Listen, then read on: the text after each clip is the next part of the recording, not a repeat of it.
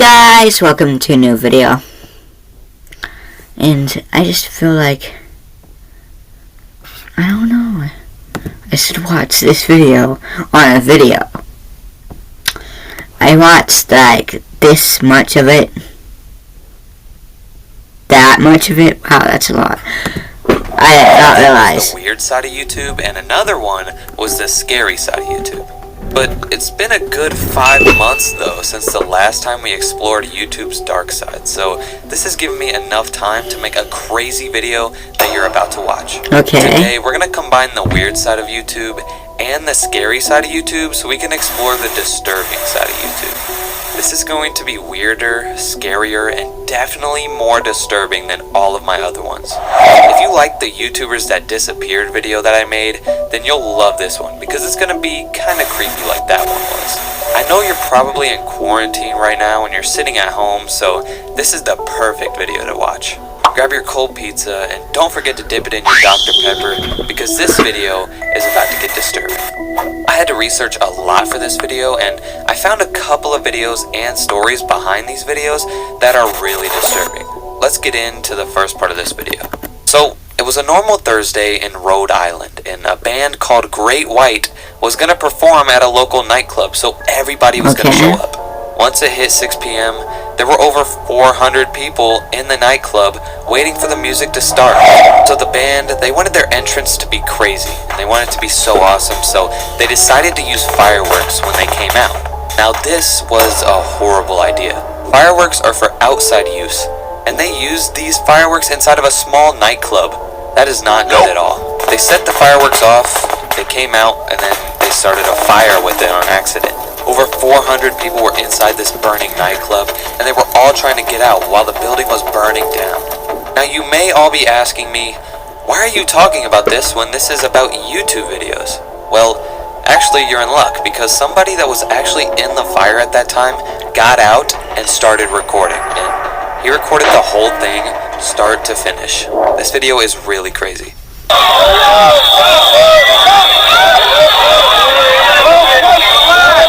So that's just the first part of this video.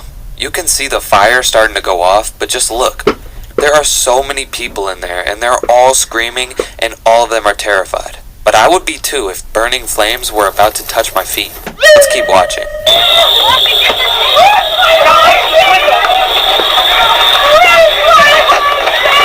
You could hear a woman screaming, and she obviously was scared. I tried to figure out what she was saying, and I came up with this. She said, "Where is my husband?" in a horrified voice. This is so disturbing. Losing the person that you love in a fire and you don't know where they are? She must have been feeling so scared, but it's about to get worse.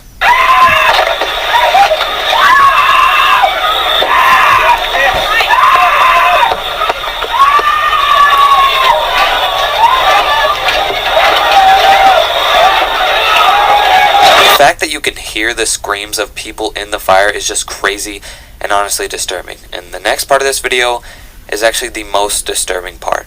It shows a lot of people trying to get out and they're all stuck, and it's just crazy, so get ready to see it.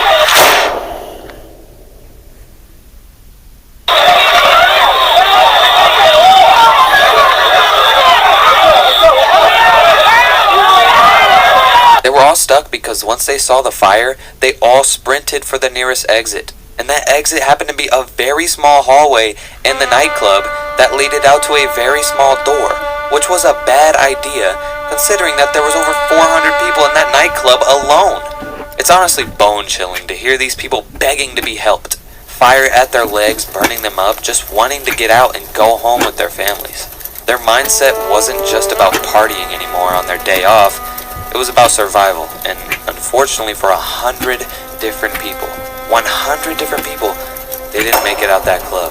Whether it was that they were too close to the stage and they were hurt immediately, or if it was that they were stuck in that door and they were left to burn, over 100 different people died that night. It was captured and uploaded to YouTube for us to see.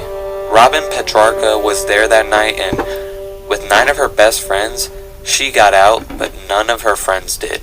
She said that when her and her friends were trapped in the building, people were giving their phones out and letting other people call their families to tell their families, like, I'm not coming home or I'll be okay, you know?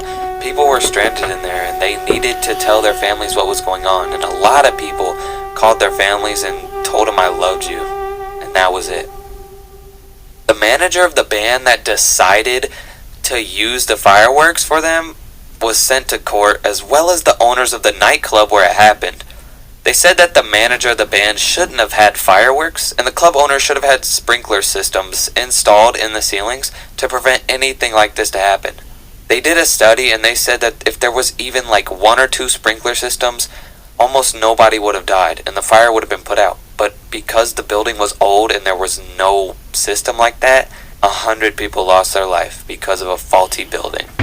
One of the performers of the band, like one of the singers, he even died too. So that's how you know it's crazy. It wasn't just the fans.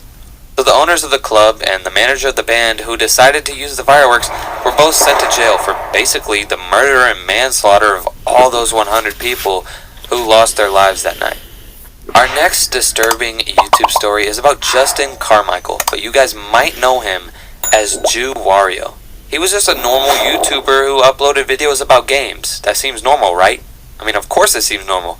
He seemed like a genuine guy who loved games and who loved his family. One of the things that makes MagFest so important to me is the fans, meeting them, and just hanging out with them. This is the time that I get to interact with them and show them I'm just a normal guy, and luckily they like to hang out with me too. I'm sure he loved to hang out with his fans, and you'll see what I mean later. Throughout his life though, he dealt with depression and other mental health issues. Also, he was in a financial crisis, and that's pretty much when you don't have enough money to buy what you need. He didn't have enough money. This is very hard on someone, and his fans realized that he wasn't acting the same, and he wasn't super happy anymore. On January 23rd, 2014, he hurt himself with a shotgun. His wife said that he locked himself in the bathroom when it happened, and once everybody found out that... Oh, that's what the warning was about. I was wondering.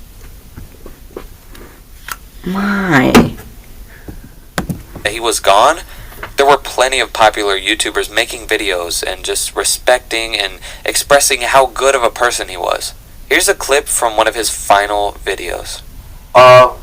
Benefit from having this? Should a regular American get the PS Vita TV? Until it comes out into America, no. It's kind of weird to watch a video from someone who's dead now, but that isn't the disturbing part. The disturbing part isn't about him dying, it's way more than that. So on April 2nd, 2018, more than 4 years after Jew Wario had died, there were a couple of his young fans saying that he did things to them when they were younger. Everybody thought that he took his own life because he was just depressed, but really, he was worried about the truth getting out, and he was always worried about this. The truth that he cheated on his wife with young girls, even when they begged him to stop. Nobody knew it, but the whole time, this man was a creep. All of the tribute videos for him look awkward now. All those famous YouTubers were all praising him for being such a good guy and that they really, really missed him, but in reality, he was a horrible person. So I went over to his Twitter and it was super weird. He hasn't tweeted anything since 2014, obviously, but it's really eerie to just see those tweets. On January 2nd, he tweeted, "Getting ready to film something for tomorrow, gotta make sure I sing well." But if you remember, he actually died on the 23rd, and that's just one day after he tweeted this, so what was he gonna record the day of his death? Was he gonna record him with that shotgun, or was he actually going to do a video that day? I guess we'll never know. Also, he was tweeting a lot the day before he hurt himself, and he seemed happy, tweeting at his friends and talking about YouTube videos and complimenting other people too. I think something might have happened on the day he decided to do it that sent him over the edge. Now, while I was making this video, I didn't know what I wanted to put for our next disturbing story. I had like a couple of things I could have put for the final story, but I wasn't sure what to do, so I just gave up, waited 3 to 4 days, and worked on my other videos. And after that little 3 to 4 day break, I figured out what I wanted to end this episode off with. I wanted Okay. to put in the most disturbing YouTube video you will ever see, and it's probably the worst story that you'll ever hear, and the video What's the last two? is just very, very disturbing, and you will see what I mean. So Bud Dwyer was a state treasurer for Pennsylvania in the late 1900s, around 1980 and 1990. So this wasn't too long ago, 20 or 30 years ago. The state of Pennsylvania found out that their citizens were paying extra for taxes, so they had to figure out a way to get a multi-million-dollar contract to pay back those citizens for overpaying taxes. It was believed that the treasurer, the person who takes it, like charges the money and stuff, Bud Dwyer, accepted a bribe from a firm in California to help pay the fees. He was then found guilty in court for doing that, and he was charged with like 11 felonies and things like that. But Bud said that he was innocent, and throughout his whole trial, he maintained that he was an innocent person and he did not do this. He was scheduled to go to prison on January 23rd, but on January 22nd, just a day before he would go to prison, he called a news conference in the Pennsylvania state capitol. His conference was broadcasted on live TV, and he had a plan that day. His plan wasn't to talk to everyone or anything. His plan was to hurt himself on live TV. I'm going to show you guys the video, but I'm going to blur it out Another one? because I can't show this stuff. You can just hear the screams and all that stuff and just try to imagine what happened. This will hurt someone.